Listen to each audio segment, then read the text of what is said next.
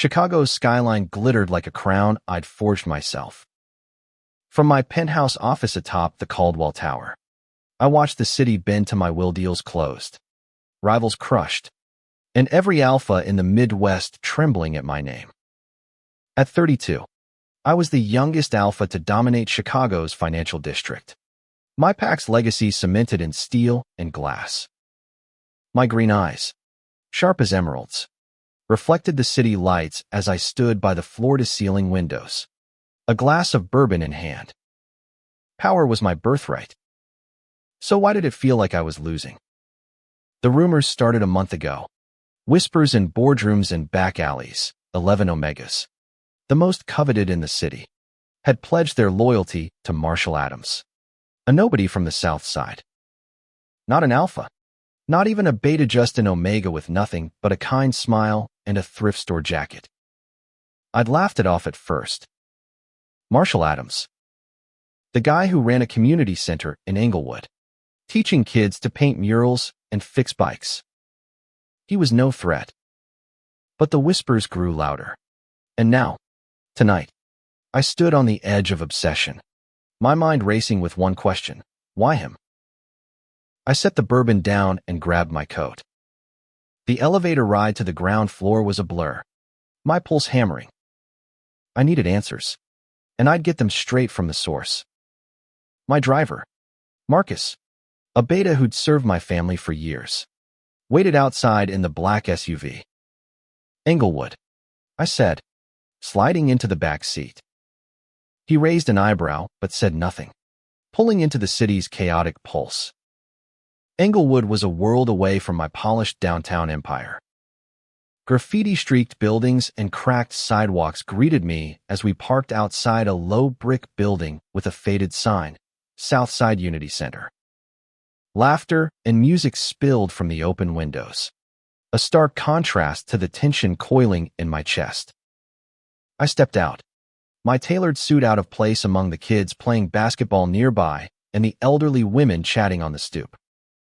Inside, the center buzzed with life. Volunteers handed out food. Teens painted a mural of a phoenix rising from flames. And in the middle of it all stood Marshal Adams.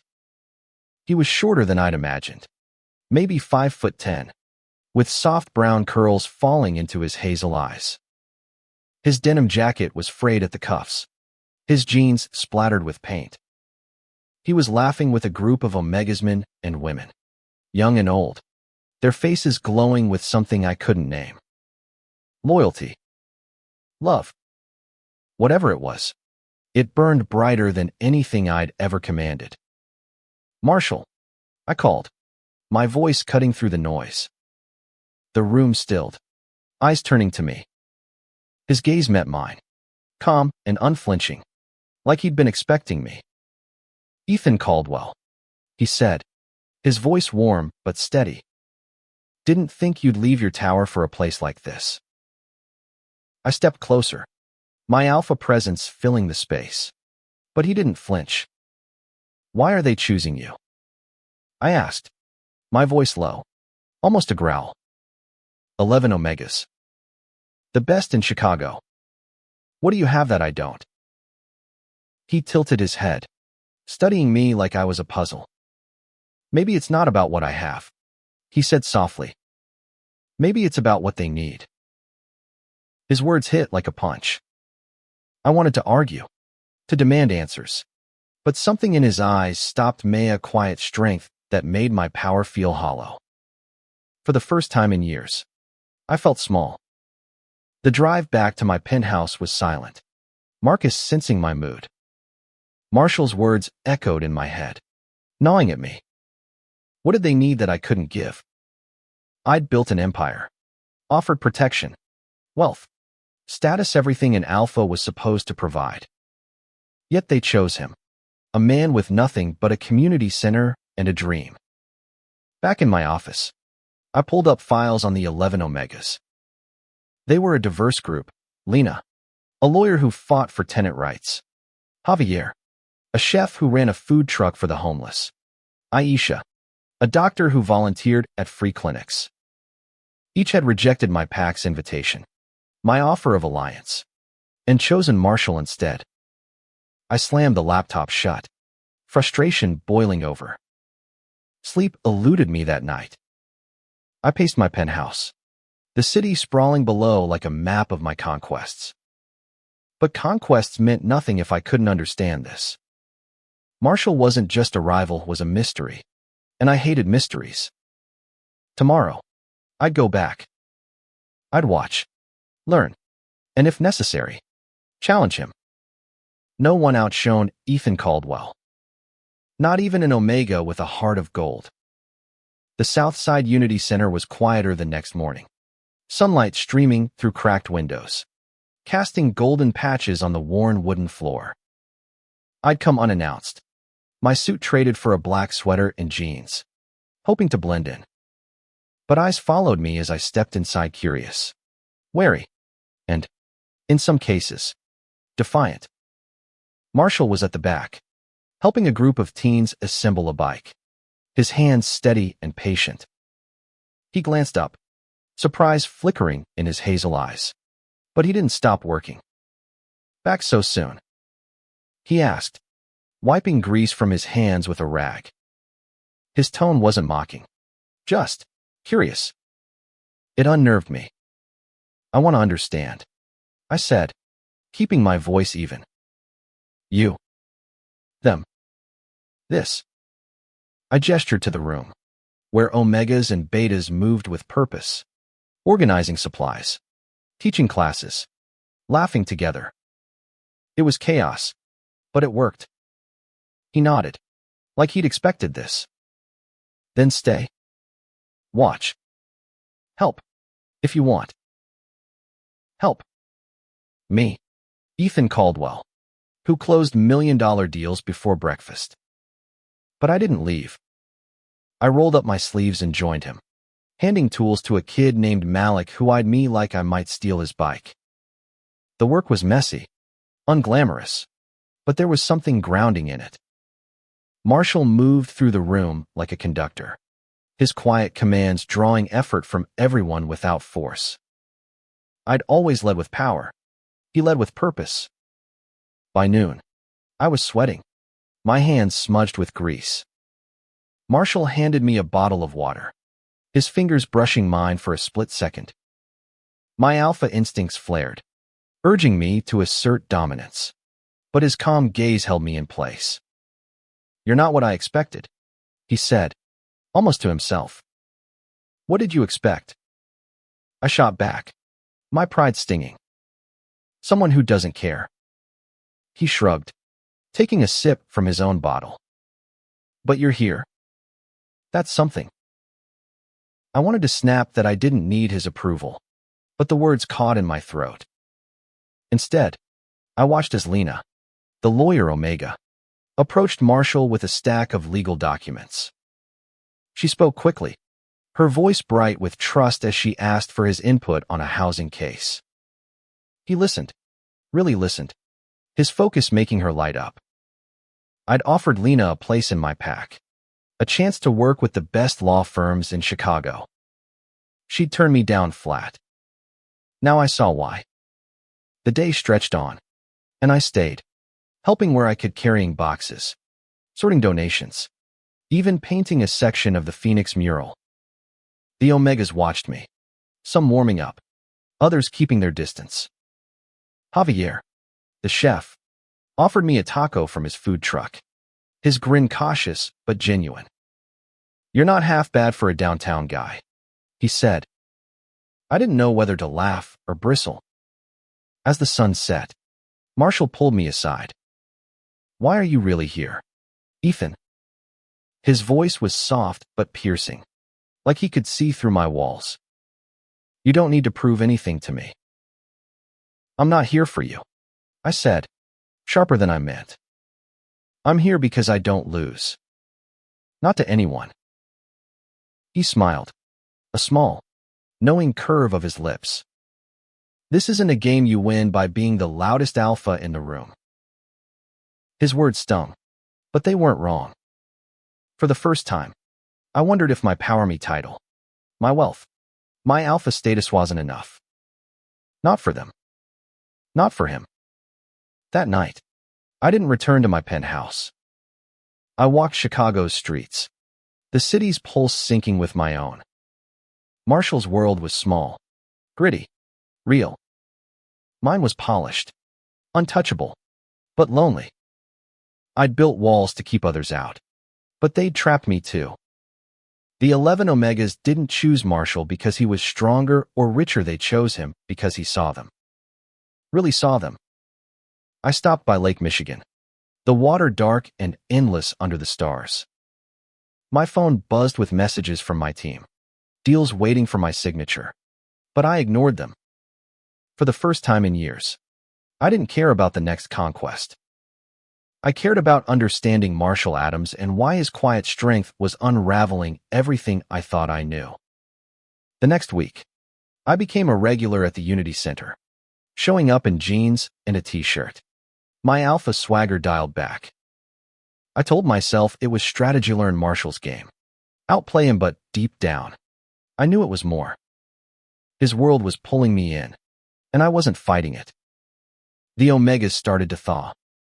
Aisha, the doctor, asked for my help organizing medical supplies, her sharp wit cutting through my defenses.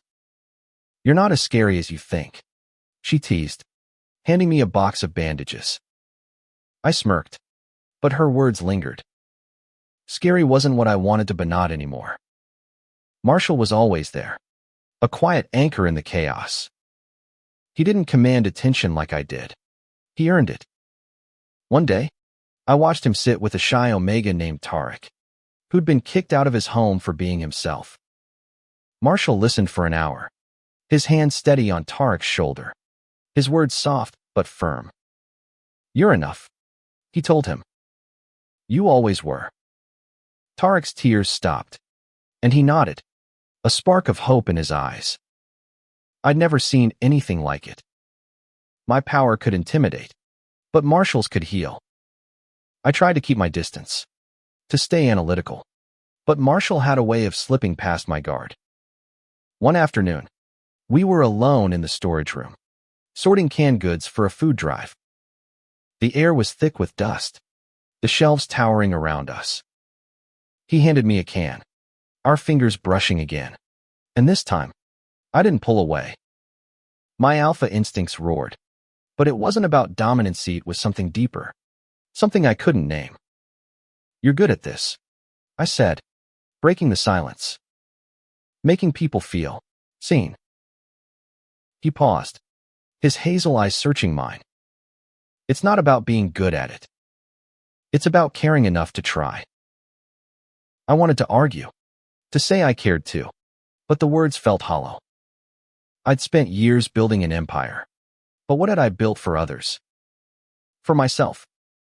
The silence stretched, heavy with unspoken truths, until he spoke again. "What do you want, Ethan? Really?" The question hit like a blade. I wanted respect, loyalty, control, but standing there, inches from him, I realized I wanted something else. Something I'd never admitted. "I don't know," I said, my voice raw. "But I'm starting to think you do." He didn't answer, just held my gaze. And for a moment, the world was just us 12 men. One alpha, one omega, caught in a truth neither of us was ready to face. The tension followed me home. My penthouse felt colder, emptier, the city's lights mocking my solitude. I poured a bourbon but didn't drink, staring at the glass as Marshal's question echoed, "What do you want?" I'd always known power, success, control. But now, those answers felt like lies. I went back to the center the next day, and the day after that. Each time, I learned more about the Omegas. Lena's fight for justice, Javier's quiet pride in feeding others, Aisha's tireless compassion. They weren't just followers. They were a family, bound by Marshal's vision. I wanted to hate him for it, but I couldn't. He was building something I'd never understood, a legacy of love. One night, after a long day at the center, Marshal invited me to stay for a community dinner. The room was packed, tables overflowing with food from Javier's truck. Laughter filled the air, and for once, I didn't feel like an outsider. Marshal sat across from me, his smile soft but guarded. "You're starting to fit in," he said. "Don't get used to it," I replied, but my grin betrayed me. For the first time, I wasn't Ethan Caldwell, the alpha. I was just Ethan, and it felt right. The Unity Center became my refuge, a place where my title meant nothing, and my presence meant everything. I traded boardroom battles for paint-splattered jeans and late-night talks with Marshal. But the more I fit into his world, the more my own began to fray. My team noticed. Meetings went unattended. Deals stalled. Marcus, my driver, finally spoke up one night as we left Inglewood. "Boss, you're slipping. The board's talking. They think you're distracted." "Let them talk," I snapped, but his words gnawed at me. I was Ethan Caldwell, the alpha who never faltered. Yet here I was, unraveling because of an Omega who didn't even try to compete. At the center, the dynamic shifted too. The Omegas accepted me, but I wasn't one of them, not really.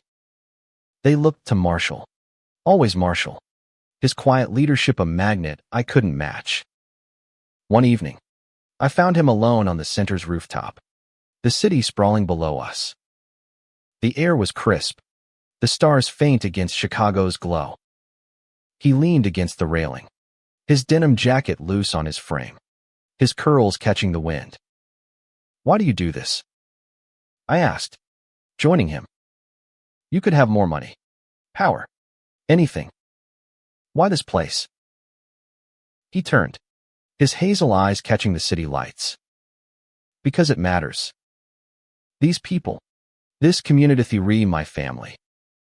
Power doesn't mean anything if it's just for you." His words cut deeper than I expected. I'd spent my life chasing power for myself, for my legacy. But Marshal's legacy was in the lives he touched, the hope he built.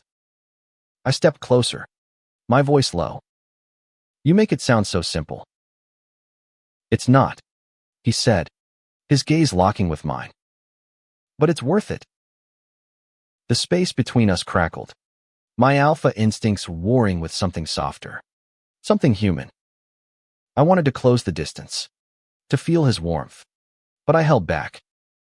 "You're not what I thought," I admitted. "Neither are you," he replied, a faint smile tugging at his lips.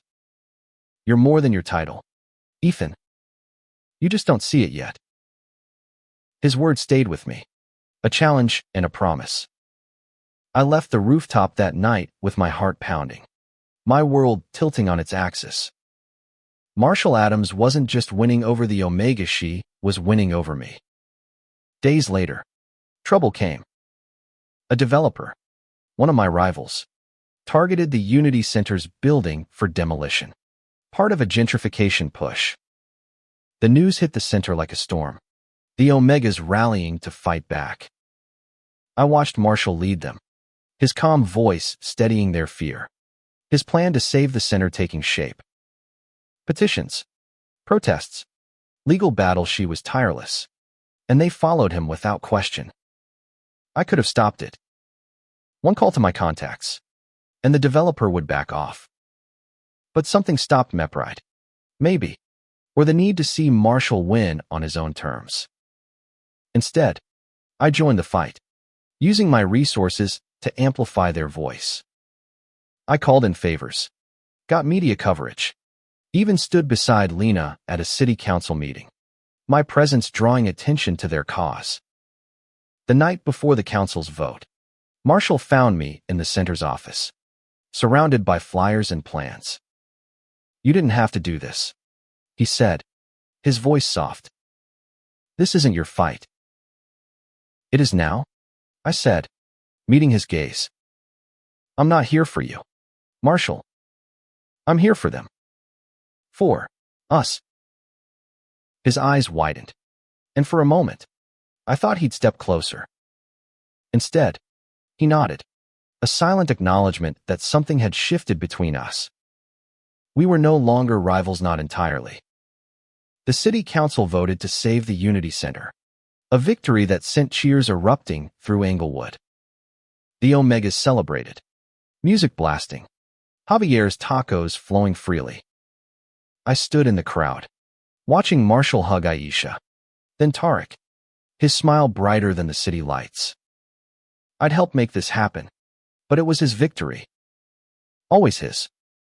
As the party wound down, I found myself outside, the night air cool against my skin. Marshal joined me, his breath visible in the chill. "You were incredible," he said, his voice warm. "We couldn't have done this without you." I shrugged, my hands in my pockets. "I just made some calls. You did the real work." He stepped closer, his hazel eyes searching mine. "Why, Ethan? Why fight for us?" I could have lied, could have said it was strategy or pride. But the truth spilled out, raw and unfiltered. "Because of you. Because you make me want to be more than what I am."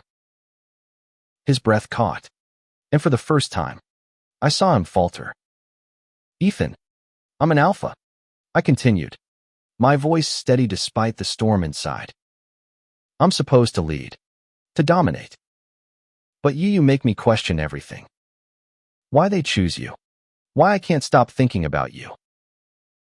He stared at me, his expression unreadable. Then, slowly, he reached out, his hand resting on my arm. "You're not just an alpha, Ethan. You're a man. And I see you." Those words broke something in me, a wall I'd built years ago. I stepped closer, my hand brushing his cheek, his skin warm under my touch. "What are we doing, Marshal?" I whispered. "I don't know," he admitted, his voice barely audible. "But I don't want to stop." We stood there, inches apart, the city humming around us. My alpha instincts screamed to claim, to possess. But this was different. This was real. I leaned in, my lips brushing his. A tentative question. He answered, kissing me back, soft and fierce all at once. The world fell away, leaving only us, two souls caught in a moment that changed everything. The days that followed were a blur of stolen glances and quiet moments. We didn't talk about the kiss, but it hung between us, a promise and a risk. The Omegas noticed, their smiles knowing, but they said nothing. I threw myself into the center's work, helping rebuild what the developer had threatened. But my empire was crumbling, me bored was restless, my rivals circling. I didn't care. For the first time, I felt alive. One night, Marshal invited me to his apartment, a small walk-up in Englewood. It was modest, cluttered with books and art, a reflection of his soul. We sat on his couch, a bottle of cheap wine between us, and really talked. About his childhood on the South Side, my pressure cooker upbringing in a wealthy alpha family, our fears, our dreams. I told him things I'd never told anyone, my voice breaking as I admitted how lonely power could be. "You don't have to be alone," he said, his hand finding mine. "Not anymore." I wanted to believe him, but doubt lingered, a shadow I couldn't shake. Could an alpha like me fit into his world? Could he fit into mine? The world I'd built began to collapse. My board called an emergency meeting, accusing me of neglecting my duties. "You're distracted, Caldwell," the chairman barked. "This Omega nonsense is costing us millions." I didn't argue. They were right, I was distracted, but not by nonsense.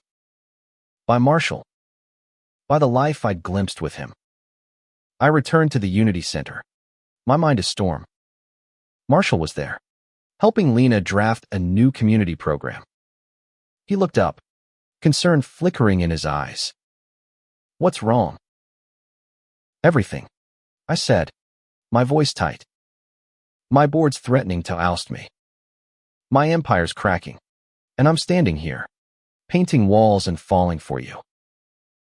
His eyes widened, but he didn't back away. Falling for me?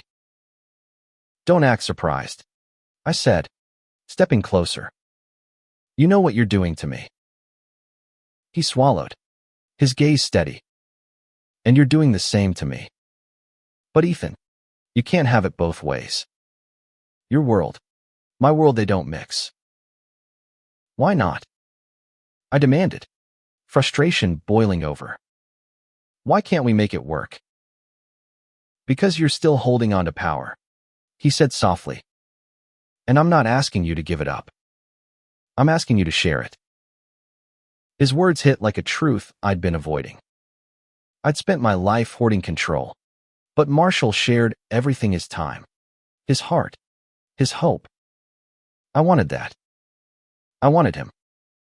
But could I let go? The next day, I made a choice. I called my board, announcing a restructuring. I'd delegate more, focus on philanthropy, redirect my wealth to causes like the Unity Center. The move shocked them, but I didn't care. For the first time, I was building something that mattered. I told Marshal that night, standing on the rooftop where we'd first connected. I'm changing, I said. For you. For them. For me. He smiled, his hand finding mine. You're not changing, Ethan. You're becoming who you were always meant to be. We kissed again. The city lights our witness. And I knew I'd made the right choice. But the fight wasn't over. My rivals saw my shift as weakness, and they were closing in. I'd need Marshal's strength, the Omega's loyalty, and my own resolve to face what came next. The final battle wasn't fought in a boardroom or a back alley. It was fought in the hearts of Chicago's people. My rivals pushed harder, targeting the Unity Center with lawsuits and smear campaigns. But Marshal and the Omegas fought back, their voices amplified by the community we'd built. I stood beside them, my resources and influence their shield, my heart their ally. The turning point came at a citywide rally. Thousands gathered to support the center. Marshal spoke, his voice carrying a quiet power that silenced the crowd. This isn't about one person, he said, his eyes finding mine. It's about all of us building a home where everyone belongs. I took the stage after him, my alpha presence drawing every eye. I was wrong, I said, my voice steady. I thought power was control. But it's this standing together, lifting each other up. I'm proud to stand with Marshal Adams, with all of you. The crowd roared, and I felt Marshal's hand brush mine, a silent promise. We won that day, the center saved, the community stronger than ever. But the real victory was personal. I'd found something greater than power, love, purpose, a family. Months later, the Unity Center thrived, a beacon in Chicago. I'd stepped back from my empire, letting others lead while I focused on what mattered. Marshal and I were together, our bond unspoken but unbreakable. The 11 Omegas were our family, their loyalty no longer a mystery but a gift. One night, on the rooftop, Marshal turned to me, his hazel eyes bright. You're not the alpha I met, he said. Good, I replied, pulling him close. I'm something better. The city stretched before us, its lights a testament to what we'd built, not an empire, but a legacy of love, forged in the heart of Chicago.